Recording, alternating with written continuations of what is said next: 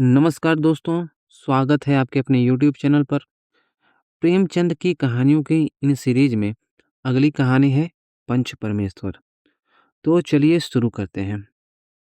जुम्मन शेख और अलगू चौधरी में गाढ़ी मित्रता थी। साझे में खेती होती थी। कुछ लेन देन में भी साझा था।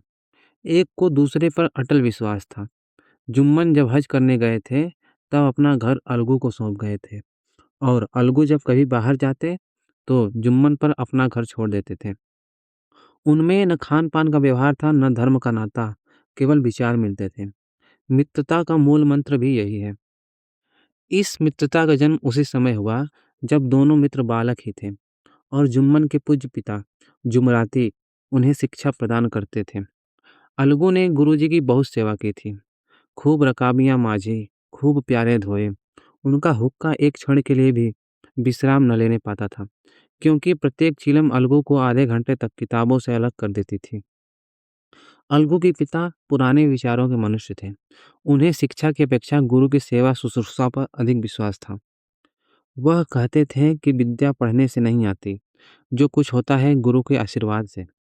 बस गुरु जी की कृपा दृष्टि चाहिए। अतएव यदि अलगू पर जुमराती शेख के आशीर्वाद अथवा सत्संग का कुछ फल न हुआ, तो यह मानकर संतोष कर लेगा कि विद्योपार्जन में उसने यथाशक्ति कोई बात उठा नहीं रखी। विद्या उसके भाग्य में ही न थी, तो कैसे आती? मगर जुमराती शेख स्वयं आशीर्वाद के कायल न थे। उन्हें अपने सोटे पर अधिक भरोसा था, और उसी सोटे के प्रताप से आज आसपास के गांव में जुम्मन की पूजा होती थी।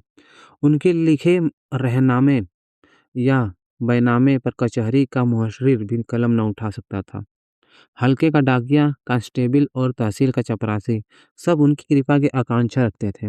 अतएव अलगू का मान उनके धन के कारण था, तो जुम्मन शेख अपनी अनमोल विद्या से ही सबके आदर पात्र बने थे।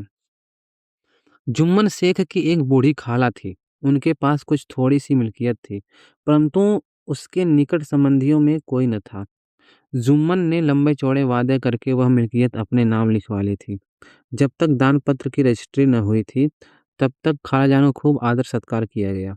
उन्हें खूब स्वादिष्ट पदार्थ खिलाए गए।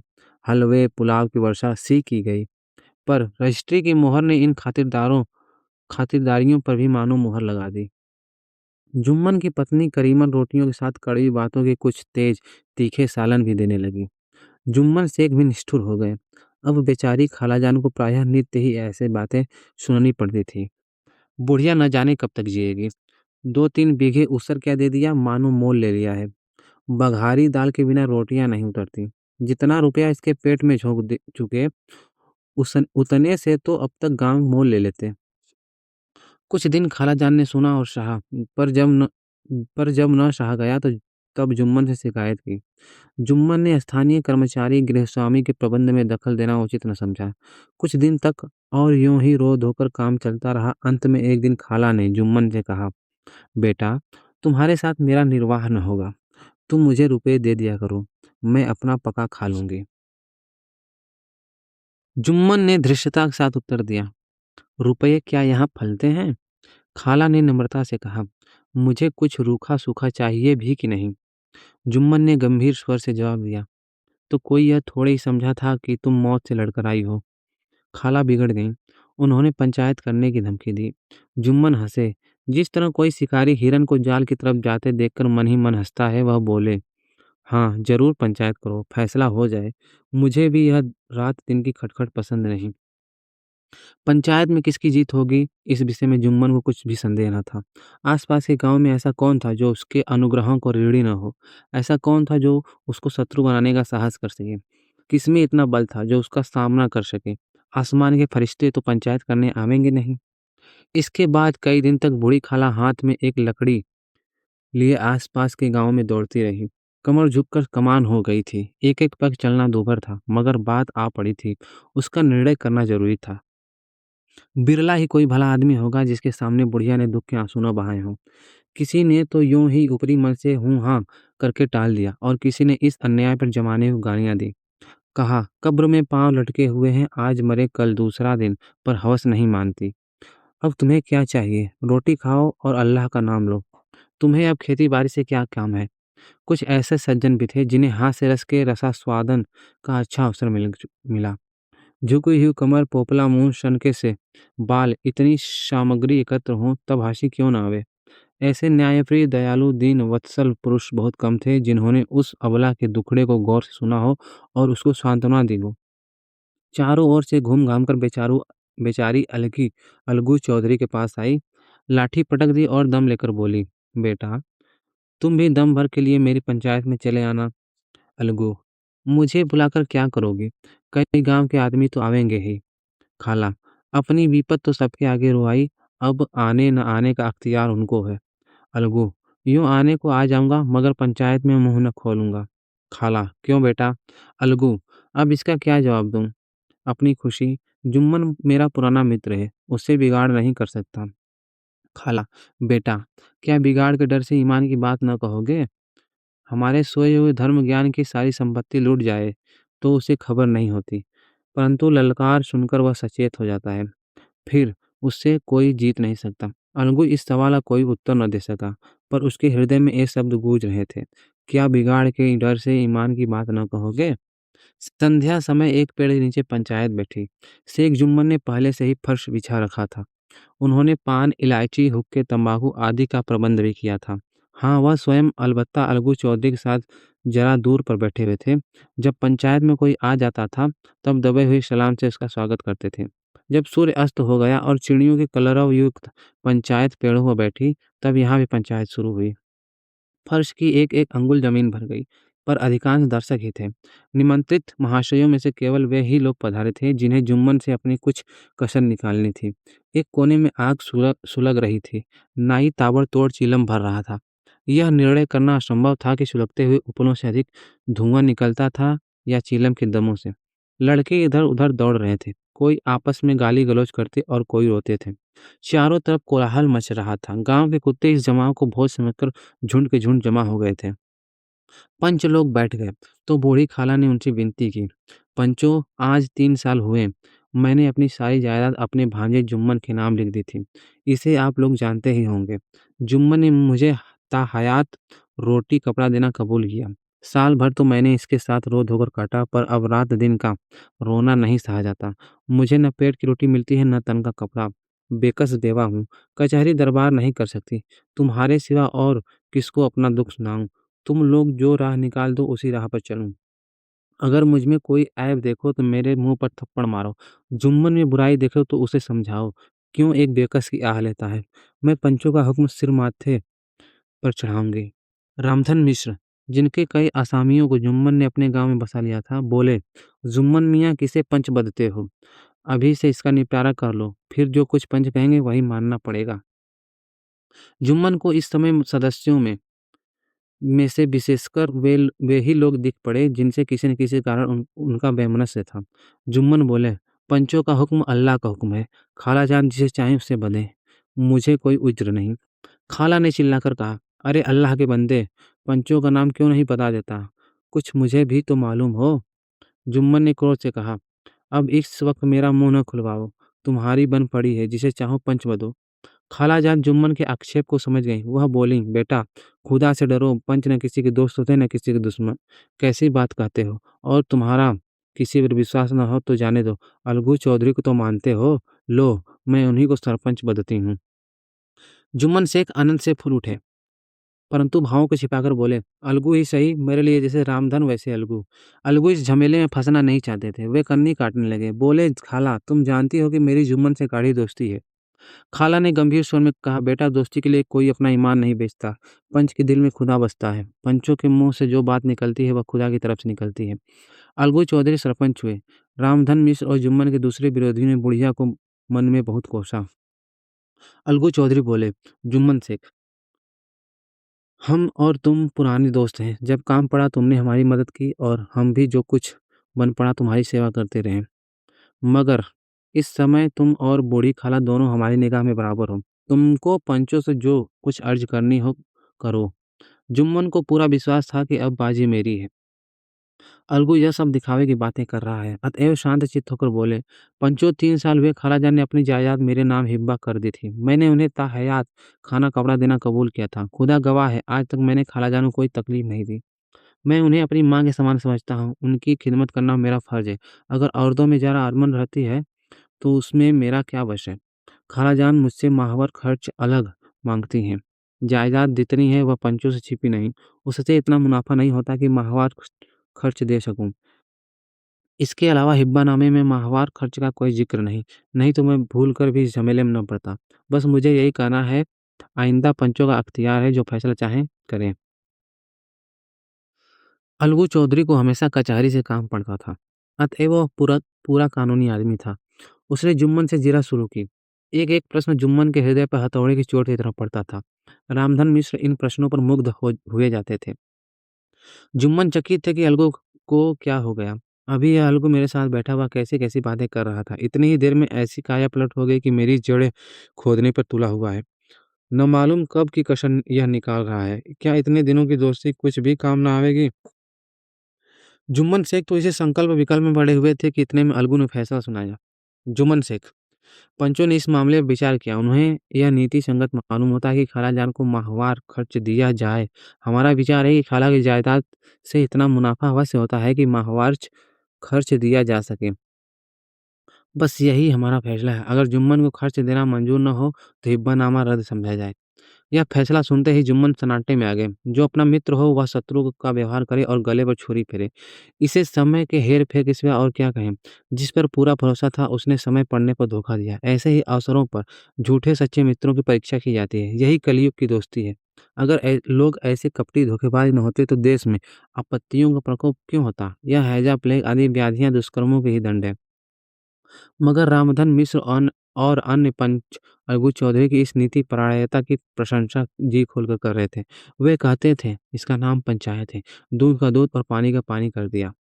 दोस्ती दोस्ती की जगह है, किंतु धर्म का पालन करना मुख्य है। ऐसे ही सत्यवादियों के बल पर पृथ्वी ठहरी है, नहीं तो वह कब की रसाताल को चली जाती। इस फैसले ने अलगू और जुम्मन की दोस्ती की जड़ हिला दी। अब वे साथ-साथ बातें करते नहीं दिखाई देते। इतना पुराना मित्रता रूपी वृक्ष सत्य का एक झोंका भी न सह सका। सचमुच वह बालों की ही ज़मीन पर खड़ा था। उनमें अब शिष्टाचार का अधिक व्यवहार होने लगा। एक दूसरे की आवभगत ज़्यादा करने लगे। वे मिलते-जुलते थे, मगर उसी तरह जैसे तलवार से ढाल मिलती है। जुम्मन के चित्रों में मित्र की कुटिलता आठों पहर खटका करती थी। उसे हर घड़ी यही चिंता रहती थी कि किसी तरह बदला लेने का अवसर मिले।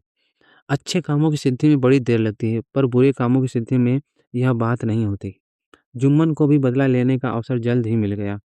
पिछले साल अलगू चौधरी बटेसर से बैलों की एक बहुत अच्छी गोई मोल लाए थे। बैल पछाई जाति के सुंदर बड़े-बड़े सींगों वाले थे। महीनों तक आसपास के गांव के लोग दर्शन करते रहे। दैव योग से जुम्मन की पंचायत के 1 महीने के बाद इस जोड़ी का एक बैल मर गया। जुम्मन ने दोस्तों से कहा, यह दगाबाजी की सजा है। इंसान सब्र भले ही कर जाए, पर खुदा नेक व अबद सब देखता है। अलगू को संदेह हुआ कि जुम्मन ने बैल को विष दिला दिया है। चौधराइन ने भी जुम्मन पर ही इस दुर्घटना का दोषारोपण किया। उसने कहा, जुम्मन ने कुछ कर करा दिया है। चौधराइन और करीमन में इस विषय पर एक दिन खूब ही वाद-विवाद हुआ। दोनों देवियों ने शब्द बाहुल्य की नदी बहा दी। व्यंग, वक्रोक्ति, अन्योक्ति और उपमा आदि अलंकारों में बातें हुई। जुम्मन ने किसी तरह शांति स्थापित की। उन्होंने अपनी पत्नी को डांट-डपट कर समझा दिया। वह उसे उस रणभूमि से भी हटा ले गए। उधर अलगू चौधरी ने समझाने-बुझाने का काम अपने तर्कपूर्ण सोटे से लिया। वह अब अकेला बैल किस काम का? उसका जोड़ बहुत ढूँढा गया पर न मिला। निदान यह सलाह ठहरी कि इसे बेच डालना चाहिए। गाँव में एक समझू साहू थे। वह इक्का गाड़ी हाँकते थे। गाँव के गुड़ घी लादकर मंडी ले जाते, मंडी से तेल नमक भर लाते और गाँव में बेचते। इस बैल पर उनका मन लहराया। उन्होंने सोचा, यह बैल हाथ लगे तो दिन भर में बेखटके 3 खेप हो। आजकल तो एक ही खेप में लाले पड़े रहते हैं।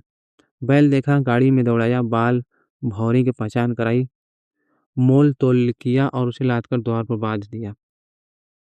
एक दिन 1 महीने में दाम चुकाने का वादा ठहरा। चौधरी को भी गरज थी कि घाटे की परवाह न की।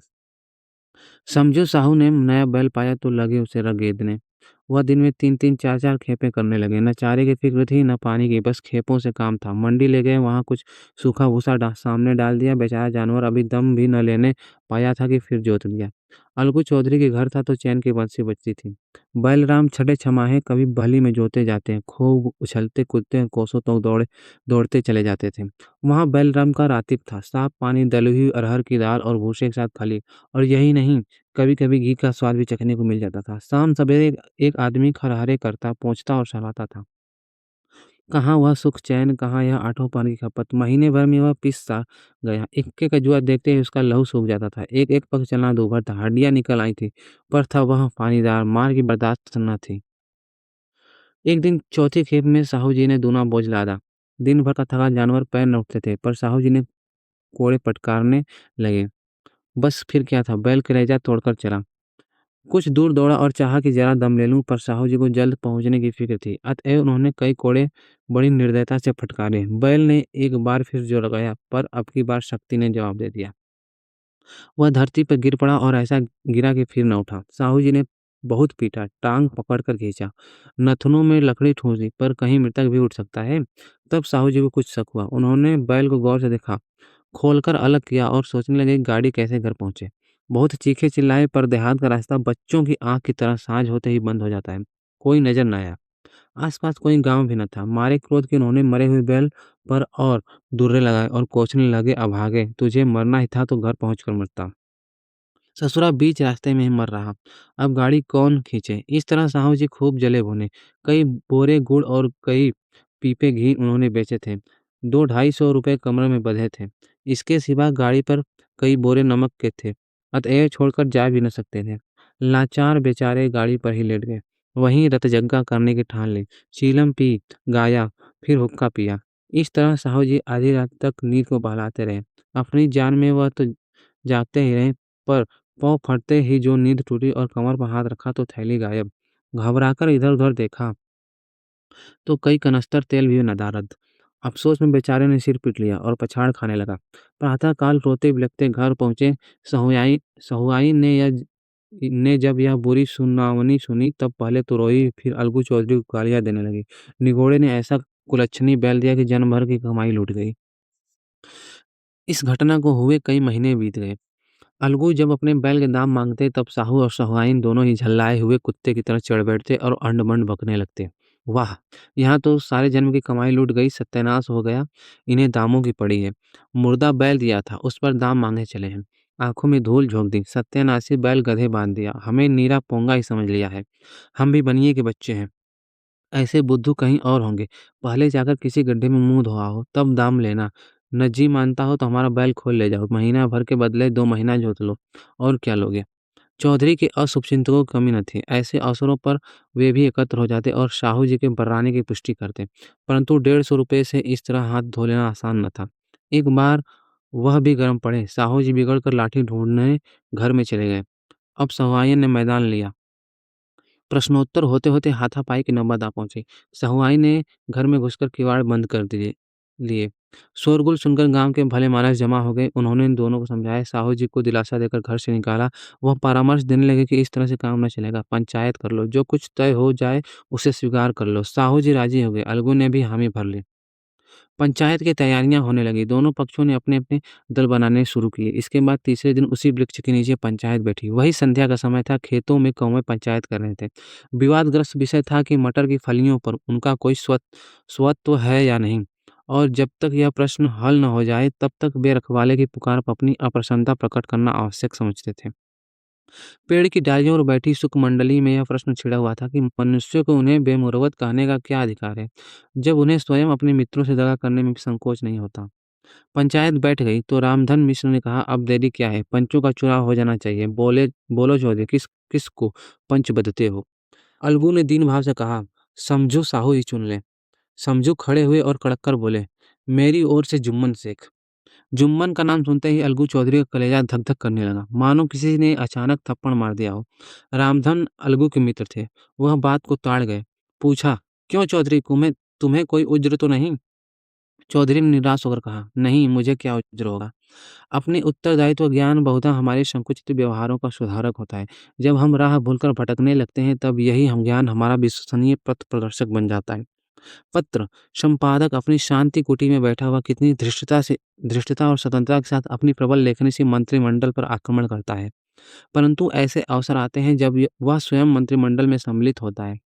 मंडल के भवन में पग धरते ही उसकी लेखनी कितनी मर्मज्ञ, कितनी विचारशील, कितनी न्यायपरायण हो जाती है। इसका कारण उत्तरदायित्व ज्ञान है। नवयुवक युवावस्था में कितना उद्दंड रहता है, माता-पिता उसकी ओर से कितने चिंतित रहते हैं। वे उसे कुल कलंक समझते हैं, परंतु थोड़े ही समय परिवार का बोझ सिर पर पड़ते ही वह अव्यवस्थित चित्त, उन्मत्त युवक कितना धैर्यशील, कैसा शांतचित्त हो जाता है। यह भी उत्तरदायित्व के ज्ञान का फल है। जुम्मन शेख के मन में भी सरपंच का उच्च स्थान ग्रहण करते ही अपनी जिम्मेदारी का भाव पैदा हुआ। उसने सोचा, मैं इस वक्त न्याय और धर्म के सर्वोच्च आसन पर बैठा हूँ। मेरे मुंह से इस समय जो कुछ निकलेगा वह देववाणी के सदृश है और देववाणी मेरे मनोविकारों का कदापि समावेश न होना चाहिए। मुझे सत्य से जौ भर भी टलना उचित नहीं। पंचों ने दोनों पक्षों से सवाल जवाब करने शुरू किए। बहुत देर तक दोनों दल अपने अपने पक्ष का समर्थन करते रहे। इस विषय में तो सब सहमत थे कि समझू को बैल का मूल्य देना चाहिए, परंतु दो महाशय इस कारण रियायत करना चाहते थे कि बैल के मर जाने से समझू को हानि हुई। इसके प्रतिकूल दो सभ्य मूल्य के अतिरिक्त समझू को दंड भी देना चाहते थे, जिससे फिर किसी को पशुओं के साथ ऐसी निर्दयता करने का साहस न हो। अंत में जुम्मन ने फैसला सुनाया, अलगू चौधरी और समझू साहू, पंचों ने तुम्हारे मामले पर अच्छी तरह विचार किया है। समझू को उचित है कि बैल का पूरा दाम दे। जिस वक्त उन्होंने बैल लिया उसे कोई बीमारी न थी। अगर उसी समय दाम दे दिए जाते तो आज समझू उसे फेर लेने का आग्रह न करते। बैल की मृत्यु केवल इस कारण हुई कि उससे बड़ा कठिन परिश्रम लिया गया और उसके दाने चारे का कोई अच्छा प्रबंध न किया गया। रामधन मिश्र बोले, समझू ने बैल को जानबूझकर मारा है, अतएव उसे दंड लेना चाहिए। जुम्मन बोले, यह दूसरा सवाल है, हमको इससे कोई मतलब नहीं। झगड़ू साहू ने कहा, समझो के साथ कुछ रियायत होनी चाहिए। जुम्मन बोले, यह अलगू चौधरी की इच्छा पर निर्भर है, यह रियायत करें तो उनकी भलमानसी। अलगू चौधरी फूले न समाये, उठ खड़े हुए और जोर से बोले, पंच परमेश्वर की जय। इसके साथ ही चारों ओर से प्रतिध्वनि हुई, पंच परमेश्वर की जय। प्रत्येक मनुष्य जुम्मन की नीति को सराहता था। इसे कहते हैं न्याय। यह मनुष्य का काम नहीं, पंच में परमेश्वर वास करते हैं। यह उन्हीं की महिमा है। पंच के सामने खोटे को कौन खड़ा कर सकता है। थोड़ी देर बाद जुम्मन अलगू के पास आए और उनके गले लिपटकर बोले, भैया, जब से तुमने मेरी पंचायत की है तब से मैं तुम्हारा प्राणघातक शत्रु बन गया था। पर आज मुझे ज्ञात हुआ कि पंच के पद पर बैठकर न कोई किसी का दोस्त है न दुश्मन। न्याय के सिवा उसे और कुछ नहीं सूझता। आज मुझे विश्वास हो गया कि पंच की जबान से खुदा बोलता है। अलगू रोने लगे। इस पानी से दोनों के दिलों का मैल धुल गया। मित्रता की मुरझाई हुई लता फिर से हरी हो गई।